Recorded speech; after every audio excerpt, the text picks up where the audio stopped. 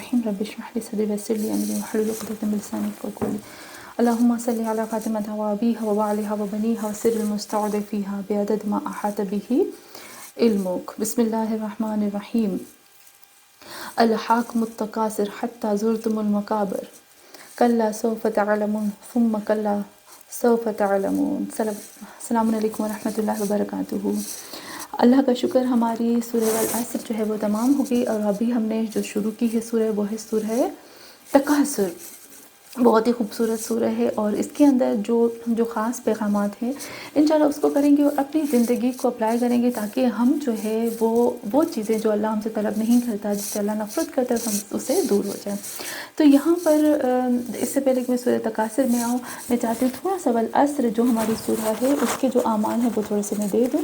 سورہ والعصر جو ہے، اگر روایات میں ملتا ہے کہ اگر کسی کا دشمن ہے اور اس کو بہت تنگ کرتا ہے تو اس کے لیے 21 دفعہ جس بھی نماز کے بعد 21 دفعہ سورہ عصر پڑھ کر دعا کی جائے تو اس کا دشمن جو ہے وہ دشمنی چھوڑ دے گا. یا وہ لوگ جو بہت زیادہ بد زبانی کرتے ہیں، اس کے خلاف باتیں کرتے ہیں، وہ آتے ہیں نا کہ جس کی کافی لوگ ایسے ہوتے ہیں جو اپنی زبان سے تکلیف دیتے ہیں لوگوں کو، اور جو زبان سے تکلیف دیتے ہیں اس سے اللہ بھی نفرت کرتا ہے، رسول بھی، اور خاص کر کے بی بی زینب سلام اللہ علیہا بھی اس سے نفرت کرتی ہیں. تو جو اپنی زبان سے لوگوں کو تکلیف دیتے ہیں اللہ اس سے نفرت کرتا ہے. اور وہ لوگ جو ان کو زبان سے تکلیف دیتے ہیں، تو عصر کے ٹائم پر اگر 21 دفعہ یہ دعا پڑھی جاتی ہے تو ان کی زبانیں جو ہے وہ بند ہو جاتی ہیں. اگر اسی طریقے سے عصر کے وقت جو ہے وہ 101 دفعہ یا 40 دفعہ اس دعا کو پڑھا جائے تو جس حاجت کے لیے بھی پڑھا جاتا ہے وہ حاجت جو ہے وہ پوری ہوتی ہے. تو والعصر جو ہے اگر ہم بچوں کے لیے پڑھتے ہیں، بچوں کو پانی کے اوپر پڑھ کے جو ہے وہ پلا دیتے ہیں تو بچے جو ہے وہ سیدھے راستے پہ رہتے ہیں. ابھی جو جتنی مرتبہ بھی ہم پڑھ سکتے ہیں پڑھ لیں. تو یہاں پر ہم نے دیکھا کہ والعصر کے کتنے فائدے ہیں. قرآن کے تو فائدے ہی فائدے ہوتے ہیں نا. اگر ہم نے اس کو جتنی دفعہ بھی پڑھا، جسے بھی پڑھا، جس وقت بھی پڑھا، تو بھی اس کے بہت زیادہ فائدے ہوتے ہیں. اسپیشلی وہی کہ دشمنوں کے لیے، زبان کو بند کرنے کے لیے، سیدھے راستے پہ رکھنے کے لیے، نیک ہونے کے لیے، خود کے لیے بھی.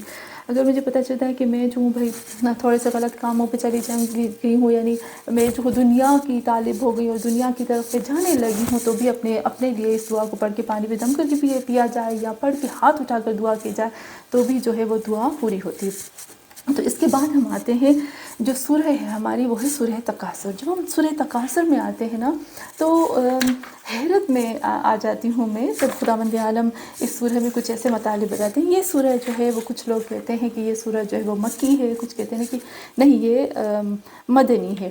جسے ہمیں پتہ ہے کہ سب علماء کہتے ہیں کہ یہ سورہ جو ہے وہ مکی ہے، لیکن جیسے مرحوم تبریسی ہے یا مجمع البیان میں بیان کیا گیا ہے کہ یہ سورہ جو ہے وہ مدنی ہے. چلے مکی ہے یا مدنی ہے، ہمیں جو اس کے اندر مطالب ہیں، جو چیزیں ہیں، ہمیں اس سے کام ہے تاکہ ہم اس کو لے آئیں اور اپنی زندگی میں اپلائی کر سکیں.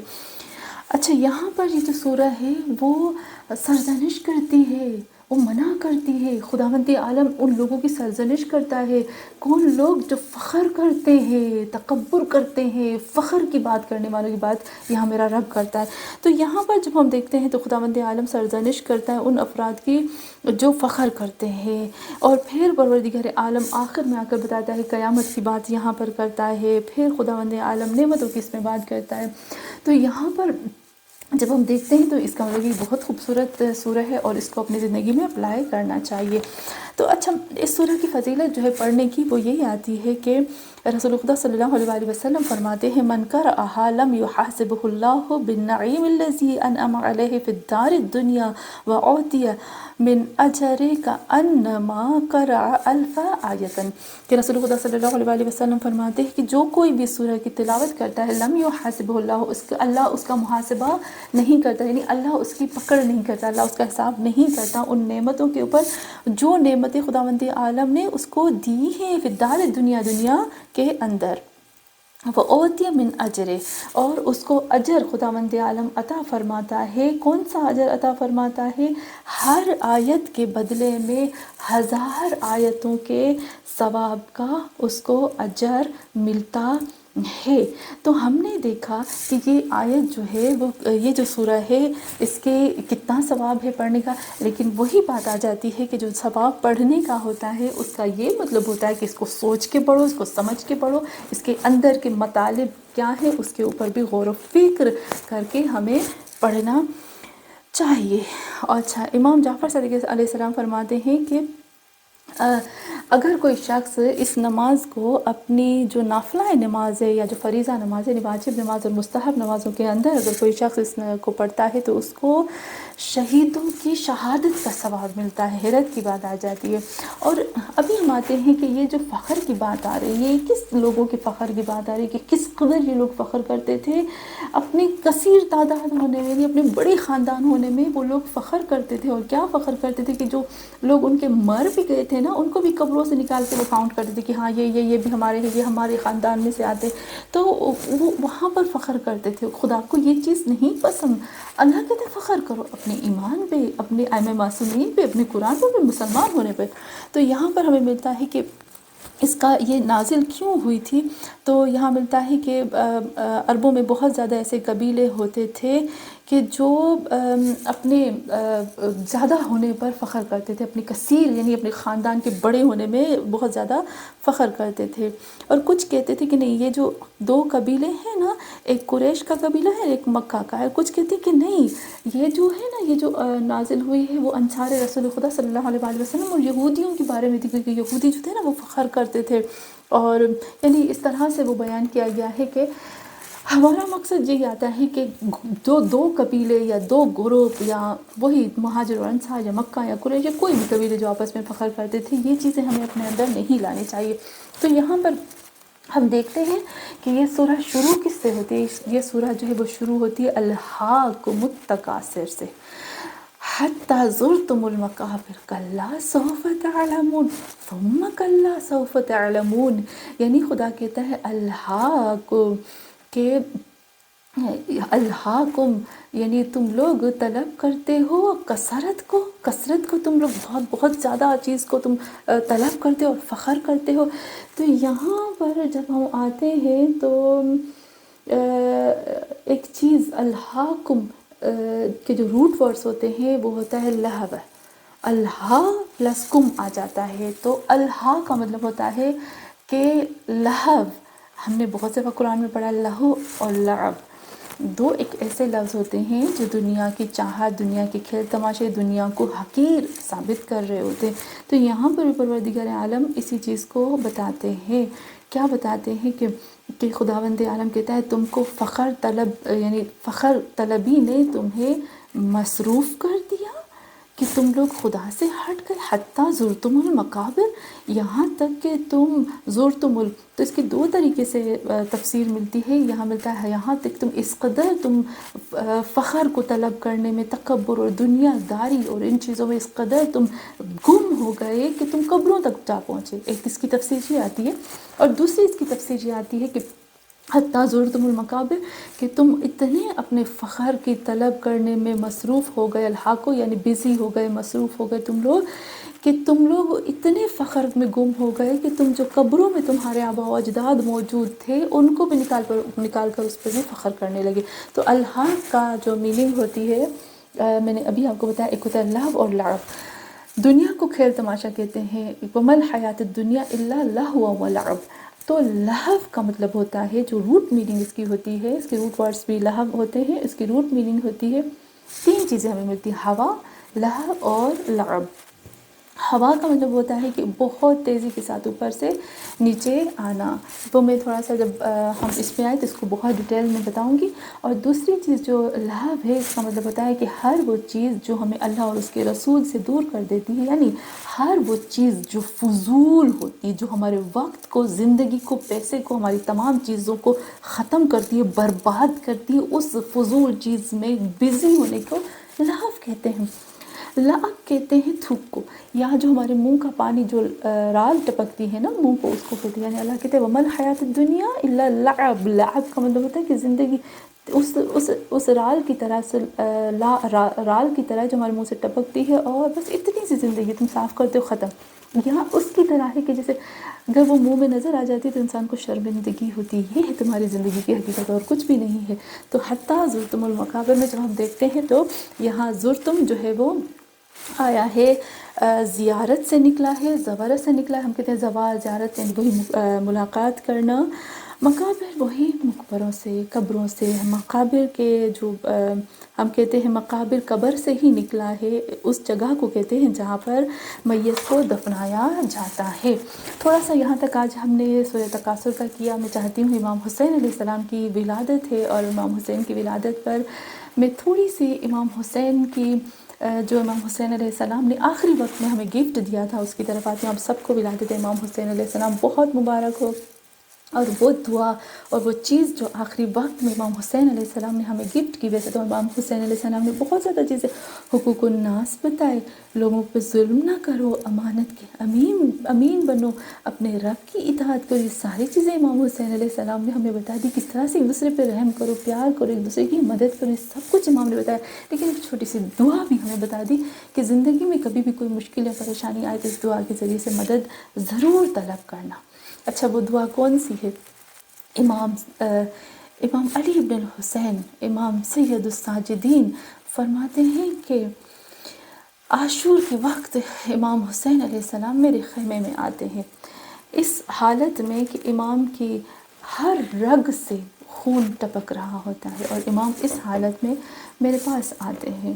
اور جب امام کے بدن سے خون جاری ہوتا ہے، امام آ رہے ہوتے ہیں، تو امام نے مجھے آغوش میں لیا. اور جب انہوں نے مجھے آغوش میں لیا تو مجھے کہا کہ اے میرے بچے، مجھے میری ماں زہرا نے ایک دعا سکھائی ہے، اور ان کو رسول خدا نے اور رسول خدا صلی اللہ علیہ وآلہ وسلم نے حضرت جبرائیل علیہ السلام کو، کچھ روایات میں ملتا ہے کہ یہ دعا جو تھی وہ حضرت جبرائیل علیہ السلام نے رسول خدا صلی اللہ علیہ وآلہ وسلم کو غدیر کے موقع پہ دی تھی، اور بی بی فاطمہ الزہرا کو بھی رسول خدا نے اس موقع پہ دی. کچھ روایات میں اس طرح بھی ملتا ہے، کچھ روایت میں.